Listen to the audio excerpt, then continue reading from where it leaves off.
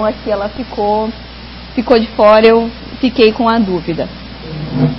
Você pode passar para mim? Essa questão, e foi uma das portas, digamos assim, deixada aos estados a determinação do que é baixo impacto. Se nós formos analisar o projeto do Código Florestal, ele deixa aos estados a conceituação do que seria baixo impacto. Eu não faria uma conceituação enumerativa, números clausos, números fechados. Minha sugestão, eu acho que nós temos já, com auxílio da Secretaria do Meio Ambiente, ou órgão licenciador, o conceito utilizado por eles de baixo impacto ambiental, que são aquelas atividades que eles não licenciam. Então, já existe, inclusive, um projeto que vem regulamentar o licenciamento, que estabelece o que é baixo impacto ambiental. Eu deixaria, nessa parte, é só título de sugestão, viu? Uma questão aberta para que várias atividades possam ser enquadradas. Então, hoje, o que nós temos? Nós temos uma resolução do CONAMA que estabelece o que a atividade licenciada X, isso. Aquelas atividades não condizem mais com a realidade. A todo momento tem que ser feita uma consulta ao município, uma consulta ao Estado, para saber se a atividade X ou Y é licenciada e por qual dos entes deve ser licenciada. Justamente pela falta de técnica acontecida na resolução do CONAMA. E eu acho interessante, já que nós temos uma abertura para o Estado, que o Estado faça uma conceituação geral, para que no futuro esses elencos de A a I não seja totalmente descabido, que é o caso que nós temos hoje na resolução do CONAMA. O que eu sugeriria? Uma comunicação com o órgão licenciador, e esse órgão licenciador, com apoio hoje já de instrumentos, tem o que é uma atividade para eles de baixo impacto, uma atividade que não precisa ser licenciada, ou até mesmo que precisa de estudos ambientais de complexidade menor, poderiam sim ser elencadas no inciso 3º. Então aqui ficaria uma sugestão de não utilizar um número fechado de atividades para o bem da economia, porque a todo momento, eu lembro de um fato sempre, que eu trabalhei em Vitória, o licenciamento de uma fábrica de cartucho de tinta, remanufaturado, de toner, não, o cartucho que vai remanufaturar. O órgão pediu uma consulta, o que eu acharia? Eu falei, não, tem, porque causa impacto, tem que licenciar. Mas eles não tinham naquele número fechado. Então, para que evite esses problemas da modernidade.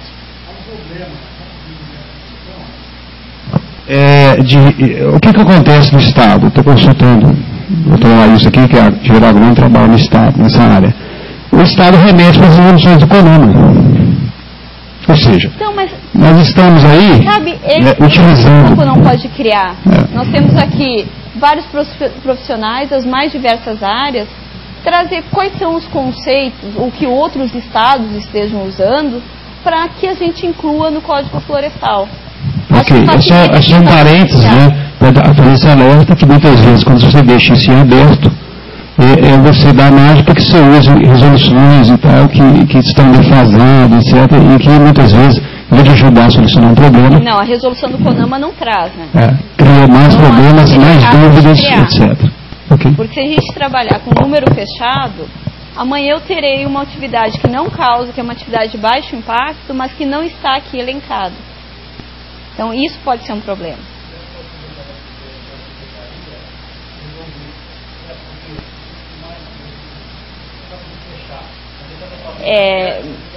Eu não digo, acho que você tem que estabelecer cânones, tem que estabelecer parâmetros. Porque depois, alguns casos, a secretaria vai ser favorável, outra não. Acho que o mínimo de parâmetros tem que ser.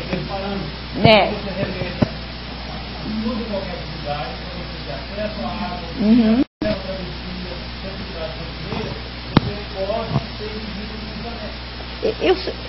eu concordo, mas eu acho que nós vamos ter atividades que no futuro não vão estar enquadradas nessas atividades. Então, tudo que é aberto no sentido de... Mas olha só, concebida agora, ela tem que atender o agora. Porque se nós formos imaginar que temos a capacidade de legislar o futuro... mas então vocês podem evitar problemas. Nós temos que atender uma carência instantânea agora. Tá? Esse agora vai continuar há 5 anos. Mas para mudar de novo, eu acho que quanto mais... Agora tem que mudar, não tem jeito. Hoje, o nosso processo evolutivo eu jamais podia imaginar que nós estaríamos hoje fazendo a exigência. Exatamente. De uma aplicabilidade da lei mudar. É verdade. Então, vamos ter que mudar? Vamos ter que mudar. Eu quero que nós não passemos mais 40 anos, 40 anos, vamos mudar o Código Florestal. Exatamente. mas deixa só uma consideração, o Arailson, que é o representante da SEMAR no grupo, boa parte dessas... Foi feita essa sugestão justamente que a senhora acabou de dar. Alguns itens aí foi sugerido pela própria Secretaria do Meio Ambiente e dentro do trabalho deles. É uma questão para se pensar, gente. Eu acho que talvez seria mais factível estabelecer parâmetros gerais. Mas não a falta, não é aberto. Estabelecer o mínimo de parâmetros que deveria, não números clausos. Depois também a sequência foi muito parecida com o que nós temos tanto no código quanto no projeto, de áreas contínuas de compensação ambiental, fauna e flora. Bem, termina também com áreas de trânsito de maquinários e instalações, com a licença outorgada também vem pactuar. Aqui, o grande ponto de crítica do projeto Código Florestal, mas que é a supressão de áreas até 22 de julho de 2008, que seriam as áreas consolidadas, o que eu notei que vocês seguiram a tônica do projeto do Código Florestal. Nenhum problema. Eu trouxe aqui um delineamento do que nós temos hoje de APP, mostrando quais seriam as metragens. Vai passando para mim. E aqui uma área, que foi uma área recuperada, que antes era degradada, e agora pode passar para mim. Mostra a sua recuperação, passa o seguinte, com a implementação de APPs. Locais atingidos, que é o que o Fernando havia falado, que a APP é um problema. A área de preservação permanente, que é a declividade, hoje vista pela Embrapa como a mais importante delas. Deixa eu passar.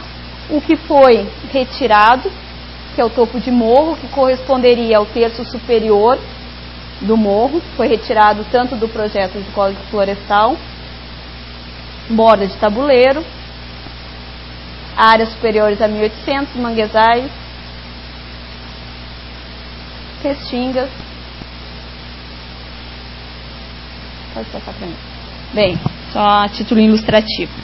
A APP, para mim, é a maior fonte de proteção ambiental.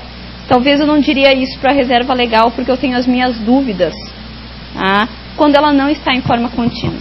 Eu acho que a APP, principalmente a APP de elevações, quanto a APP de trajetos, hoje já é unanimidade científica, que ela é necessária tanto para o produtor quanto para a sociedade, ou seja, todos nós estamos, apesar de ela ser considerada um problema somente nas grandes conglomerados, nas grandes cidades, conglomerados urbanos, ela é sim de validade biológica, de validade de proteção da biodiversidade.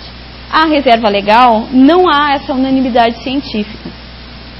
Há quem queira que ela desapareça, há quem queira que haja um cômputo, e a quem interessa manter a APP e a reserva legal. Então nós temos hoje 3 posicionamentos a respeito de reserva legal, que é diferente com a APP, que todos, a não ser topo de morro e algumas outras exceções, são contrários.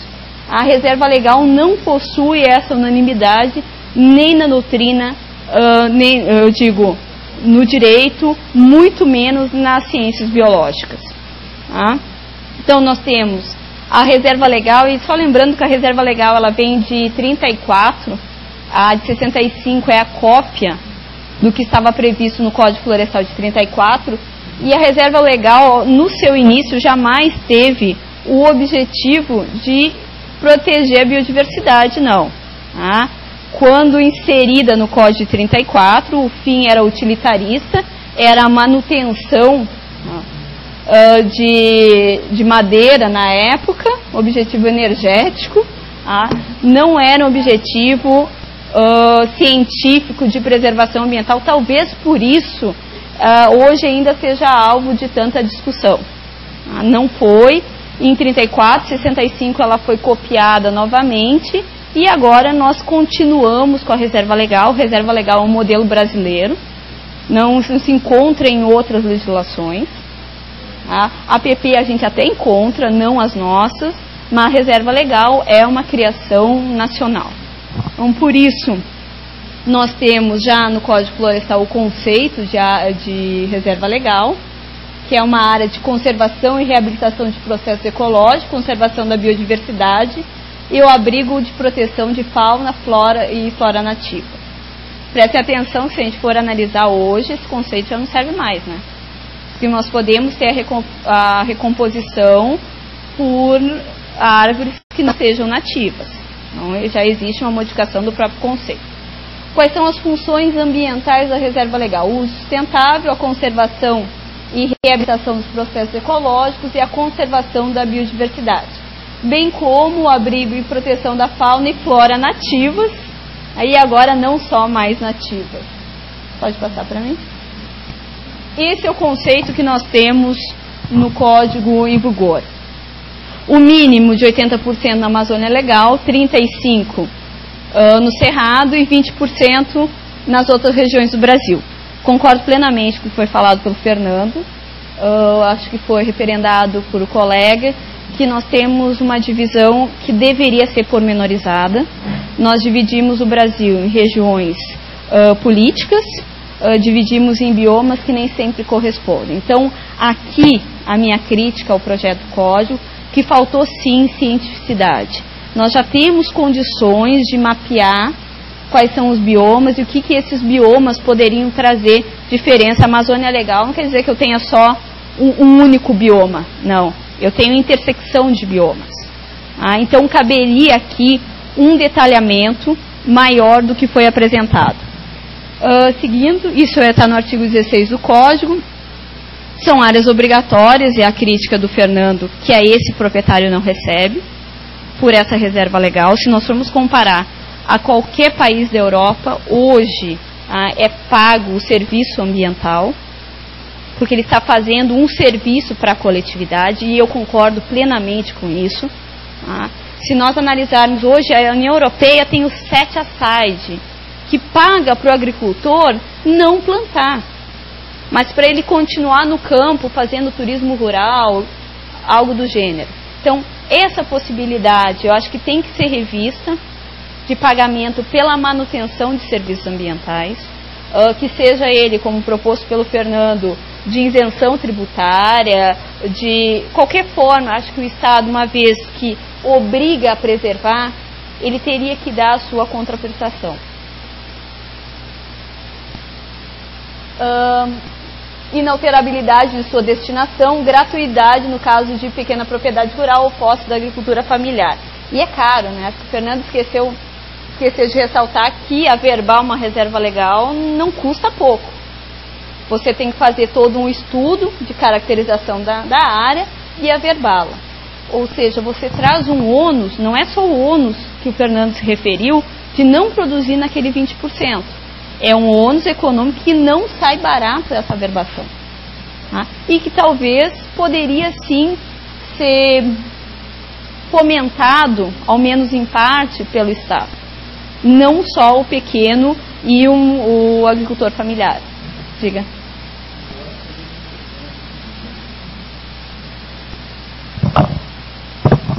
Eu acho que aí é muito interessante, inclusive, a colocação, tendo em vista que existe, por vezes, no debate, uma visão deturpada, no sentido de que